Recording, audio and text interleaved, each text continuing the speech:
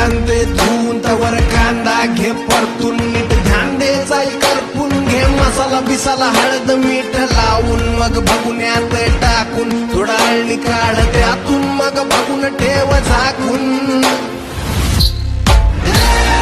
पाटील शिजाया तू चुलीवर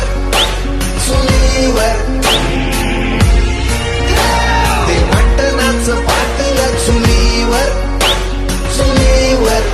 घे मटण ते धुवून तवर कांदा घे परतून नीट ध्यान दे जाई करपून घे मसाला बिसाला हळद मीठ लावून मग भगुन्यात टाकून थोडा अळणी काढ त्यातून मग भगून ठेव झाकून